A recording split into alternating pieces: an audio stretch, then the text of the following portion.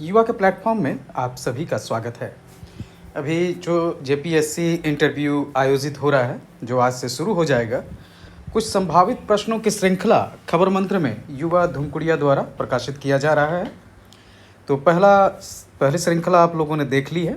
आइए देखते हैं दूसरे अंक में क्या प्रश्न जो हैं दिए गए हैं हमारे संस्थान द्वारा। ये रानी मैम द्वारा जो है ये प्रश्न दिए गए हैं जो युवा धुमकुड़िया से संबंधित हैं।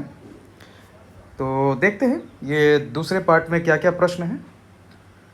पहला, जैसे 5 कारण बताइए कि आपको क्यों चुना जाए। बहुत इम्पोर्टेंट सवाल है। 5 कारण कहे गए हैं, हो सकता है 1 कारण 2 कारण आपसे पूछे जाएं। तो अपने पॉजिटिव जो आपके रहेंगे, जो भी पॉजिटिव पक्ष हैं, उनको झारखंड के साथ मिलाते हुए आपको बताना है। अगर आप इस परीक्षा में असफल होंगे तो क्या करेंगे, इसके लिए आपको एक वैकल्पिक व्यवस्था ज़रूर सोचनी है। साथ में आप ये भी बता सकते हैं कि आप फिर से संघर्ष के लिए रेडी हैं। झारखंड में विपक्ष की भूमिका क्या है, तो इसको एक संतुलित व्यवस्था के तहत में आपको भारतीय संविधान और राज्य व्यवस्था के परिप्रेक्ष्य में देखना है। साथ ही साथ इसको झारखंड की आकांक्षाओं के साथ भी जोड़ना है। झारखंड के इतिहास में बिरसा मुंडा की क्या भूमिका थी, तो बिरसा मुंडा आज सिर्फ आदिवासी नहीं बल्कि झारखंड के मुख्य स्वतंत्रता सेनानियों की कतार में पहले पंक्ति में आज माने जाते हैं। और बिरसा मुंडा के जन्म दिवस पर ही झारखंड का जन्म भी हुआ था। उनका गठन भी 15 नवंबर 2000 को रखा गया ताकि ये बिरसा मुंडा के साथ में उनके शहादत के साथ झारखंड की गरिमा को एकत्रित किया जाए, इसके साथ इसको रेखांकित किया जाए। तो झारखंड के इतिहास में बिरसा मुंडा की भूमिका को आप कई पक्षों में देख सकते हैं, चाहे वो भूमि कानूनों की श्रृंखला हो, नए धर्म को लेकर हो, यहाँ जो जनजातीय आंदोलन हुए हैं, स्वतंत्रता आंदोलन के परिप्रेक्ष्य में देख सकते हैं इसको आदिवासी अस्मिता के साथ देख सकते हैं। ये झारखंड आंदोलन के साथ भी जुड़ा है क्योंकि जयपाल सिंह मुंडा ने झारखंड आंदोलन के लिए बिरसा मुंडा को पहचान दिला दी थी। बिरसा मुंडा को झारखंड के साथ जोड़ दिया था झारखंड आंदोलन के साथ में। तो इसके परिप्रेक्ष्य में अभी देखा जा सकता है इसको। इसके अलावा आदिवासी समस्याओं, वर्तमान में जो संघर्ष हो रहे हैं, हर आदिवासी संघर्ष उलगुलान के नाम से प्रचलित हो जाता है, तो इसको कई पक्षों में देखा जा सकता है। आइए देखते हैं फिर आगे।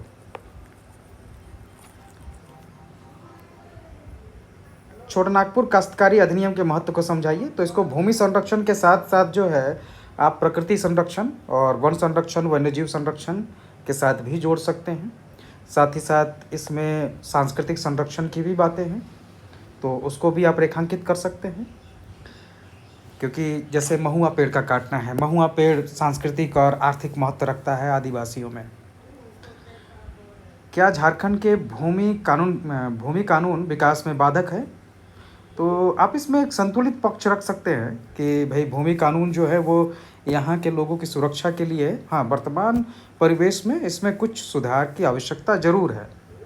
और उसके कारण भी आप तार्किक रूप से दे सकते हैं क्योंकि पहले जैसे थाना क्षेत्र का जो ट्रांसफ़र रखा गया है आदिवासियों में, उस समय थाना बहुत बड़े बड़े होते थे, आज काफ़ी छोटे हो गए हैं। तो उस परिप्रेक्ष्य में भी इसको देखा जा सकता है। इवन विकास के जो संदर्भ हैं वो भी बदल गए हैं, तो इसीलिए इसमें सुधार की आवश्यकता को आप देख सकते हैं। झारखंड में कर्मा त्यौहार का क्या महत्व है, तो इसको प्रकृति संरक्षण और आदिवासियों के साथ में, उनके संस्कृति के साथ में, या फिर झारखंड के इतिहास के साथ भी इसको जोड़ सकते हैं। झारखंड के लिए छऊ का क्या महत्व है, तो झारखंड की सांस्कृतिक पहचान छऊ से है। छऊ झारखंड का एक प्रमुख नृत्य है और झारखंड की पहचान ही इससे होती है। तो इसके जो मार्शल आर्ट्स थीम हैं, इनके जो पारंपरिक कथाएं हैं, पौराणिक गाथाएं हैं, उनके साथ झारखंड को आप देख सकते हैं। झारखंड के आदिवासी समुदायों पर ब्रिटिश शासन का क्या प्रभाव रहा, तो इसमें कई परिप्रेक्ष्य हम लोग देख सकते हैं, चाहे वो शोषण के अगेंस्ट में आंदोलन हो या फिर आपका ब्रिटिशों द्वारा नॉन रेगुलेशन क्षेत्र बनाना, नए कानून यहाँ के आदिवासियों के लिए बनाना, भूमि संरक्षण के कानून बनाना, इस तरह की चीज़ों को आप इसमें देख सकते हैं। उसमें विकास भी है और कई तरह के शोषण के कारक भी दिखते हैं। झारखंड के स्वतंत्रता संग्राम की प्रमुख ऐतिहासिक घटनाएं कौन सी हैं, तो आप इसमें से किसी कोई एक दो घटनाओं को बता सकते हैं। जैसे मान लीजिए आपको 1857 तो 2 अक्टूबर की जो लड़ाई थी वो काफ़ी इम्पोर्टेंट मानी जाती है, उसको आप देख सकते हैं। बिरसा उल गुलान, या फिर आपका टाना भगत आंदोलन, या आपका चुहाड़ विद्रोह, या तिलका मांझी का विद्रोह, ऐसे कई चीज़ें हैं। इनमें से आप एक दो घटनाओं का उल्लेख कर सकते हैं। या रोहिणी से जैसे 1857 की लड़ाई शुरुआत हुई, संथाल विद्रोह, तो इस तरह के जो है जो भी प्रमुख आंदोलन हुए हैं उनका नाम आप बता सकते हैं। क्या जनजातियों के ब्रिटिश कानून अच्छे थे जो CNT SPT आज तक लागू है? इस परिप्रेक्ष्य में आप ये बता सकते हैं कि उस समय जनजातीय, सांस्कृतिक और भूमि संरक्षण के लिए ब्रिटिश कानून लागू किए गए थे, और वो ब्रिटिश कानून स्वतः लागू नहीं हुए थे, बल्कि ये झारखंड के जनजातियों के संघर्ष और शहादत का परिणाम था। उसके द्वारा ही उनको कानून मिले थे। ऐसा नहीं कि ब्रिटिश आए और ये कानून दे दिए इनको, नहीं, बिल्कुल नहीं, बल्कि इन्होंने शोषण के खिलाफ जो आवाज़ उठाई थी उसके परिणाम में ये कानून मिले थे। इनमें खून बहा था उनका, तभी जाकर ये कानून उसी खून से लिखे गए थे। और साथ ही आप ये भी बता सकते हैं कि आज के संदर्भ में ज़रूर इसमें बदलाव की आवश्यकता है, क्योंकि जैसे संरक्षण की जो प्रकृति है या फिर जनजातियों की जो व्यवस्था है उसमें काफ़ी बदलाव आए हैं। साथ ही साथ जल जंगल ज़मीन की जो बातें होती हैं उसमें भी प्राकृतिक तौर पर कई बदलाव देखने को मिल रहे हैं। क्लाइमेट चेंज हो या फिर विकास की नई नवीन अवधारणाएं हैं, इन सब के साथ सामंजस्य बिठाने के लिए ज़रूरी है कि इसमें कुछ बदलाव हो। झारखंड के किस भाषा को राज्य की प्रमुख भाषा बनाना चाहिए और क्यों? तो आप इसमें कई परिप्रेक्ष्य को देख सकते हैं, चाहे उसके प्रशासनिक हो, सांस्कृतिक हो, उसके जनसांख्यिकीय आधार, इन सब के आधार पर जो है आप कोई भाषा चुन सकते हैं। झारखंड बनने में 100 वर्ष क्यों लगे?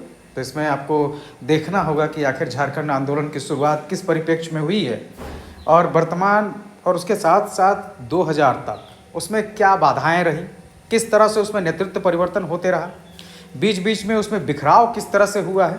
तो इसके आधार पर आप बता सकते हैं कि 100 वर्ष क्यों लगे। झारखंड आंदोलन के किसी एक नेता के बारे में बताइए, तो कई नेताएं हैं। जैसे आप चाहे तो जयपाल सिंह मुंडा का नाम ले सकते हैं, या जे बार्थोलम जो पहले इसकी शुरुआत करता माने जाते हैं उनके नाम ले सकते हैं। तो कई नेताओं के आप नाम बता सकते हैं इसमें।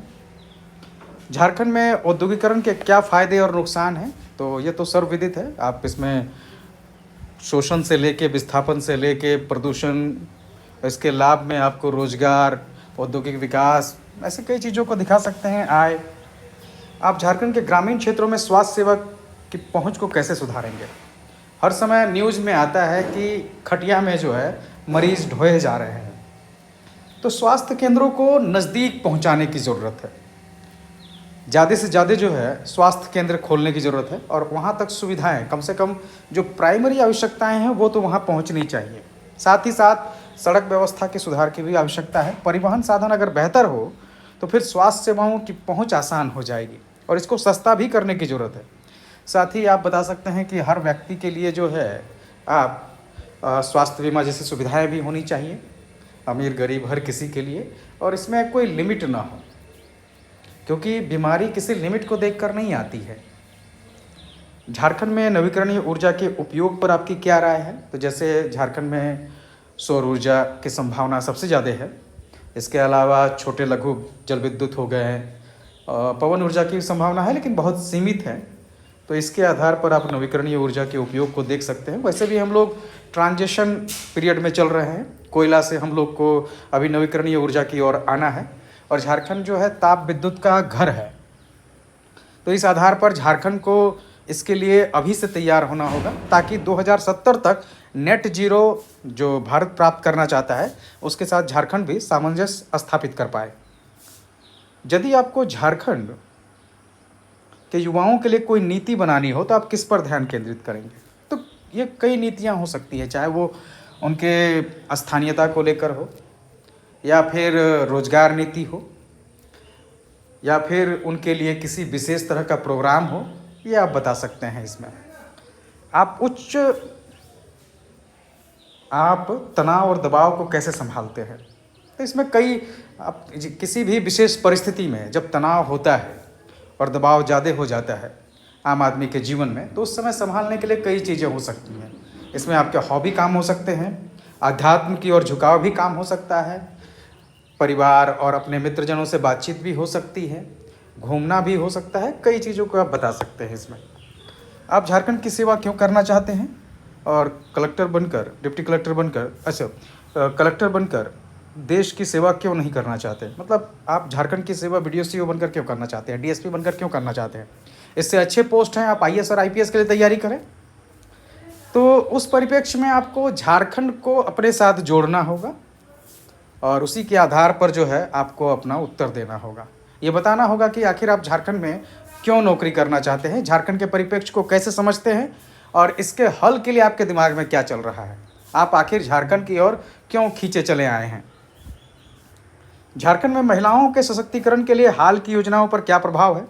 तो हाल की योजनाओं जैसे मैया सम्मान योजना एक बहुत महत्वपूर्ण योजना है, इसके बारे में आप बता सकते हैं। फूलो झानो योजना, ये भी काफ़ी इम्पॉर्टेंट है। तो इस तरह की योजनाओं के प्रभाव को आप दिखा सकते हैं। मैया सम्मान योजना क्या राज्य की अर्थव्यवस्था के लिए सही है? ये कई तरह के इसमें विवाद देखे जाते हैं, तो इसके दोनों पक्ष को आप बता सकते हैं। जैसे इससे ग्रामीण अर्थव्यवस्था को या महिला सशक्तिकरण को, उनकी आर्थिक स्वायत्तता को बल मिलता है। वहीं दूसरी ओर देखें तो इसमें एक बजटीय भार भी है राज्य पर, तो नए आय के स्रोत ढूंढने की ज़रूरत है और इसको किसी तार्किक कार्य के साथ भी जोड़ा जा सकता है। झारखंड में जोहार का अर्थ क्या है, जोहार योजना क्या है? तो झारखंड में जोहार योजना अभी हाल में ख़त्म हो गई, जून 2024 तक था, वर्ल्ड बैंक द्वारा पोषित था। तो इसके प्रभाव को आपको देखना होगा। रोजगार से संबंधित था, ये ग्रामीण आबादी की आय को दोगुना करने का इसको रखा गया था लक्ष्य। तो उसके प्राप्ति हुई कि नहीं हुई, इसके संदर्भ में आपको देखना होगा। जोहार का अर्थ क्या है? तो जोहार के कई अर्थ आप देख सकते हैं। सांस्कृतिक परिप्रेक्ष्य में ये ग्रीटिंग्स के लिए भी होता है, जब किसी से मिलते हैं तो जोहार करके नमस्कार की जगह जोहार किया जाता है। झारखंड में इसको बाकायदा शासकीय आदेश से प्रशासन में शामिल किया गया है। इसके अलावा जोहार परियोजना के तहत भी इसको देख सकते हैं, तो उसका फुल फॉर्म भी आप याद कर सकते हैं। इसको आदिवासी संस्कृति में जैसे कहा जाता है जोहार का अर्थ प्रकृति का जय, तो इस संदर्भ में भी देखा जा सकता है। हाल की कोई अंतर्राष्ट्रीय घटना जो भारत पर असर डाल रही है, तो हो सके तो कोई ऐसी घटना चुनिए जिसका असर झारखंड पर भी पड़ता है, तो उस संदर्भ में इसको देखा जा सकता है। AI या डिजिटल इंडिया पर आपकी राय क्या है? तो आर्टिफिशियल इंटेलिजेंस के लेकर जो समस्याएं हैं या जो उसके लाभ हैं, उस पर आपको ध्यान देना होगा। डिजिटल इंडिया के जो प्रयास हैं उसमें किस तरह से काम हो रहा है और उसकी आवश्यकता क्या है, वो किस तरह की चीज़ों को, समस्याओं को दूर कर रहा है, ये ज़रूर बताइएगा। तो ये हमारा सेकंड सीरीज़ है और अभी अगर आप युवा धूमकुड़िया में इंटरव्यू के साक्षात्कार के लिए, मॉक के लिए ज्वाइन करना चाहते हैं तो व्हाट्सअप कर सकते हैं 9608166520 पर। ये मॉक ऑनलाइन हो रहे हैं, तो आपको कहीं आने की ज़रूरत नहीं है और ये 1-to-1 चूँकि होगा तो आपकी समस्याओं को दूर करने की हमारी टीम पूरी कोशिश करती है। धन्यवाद।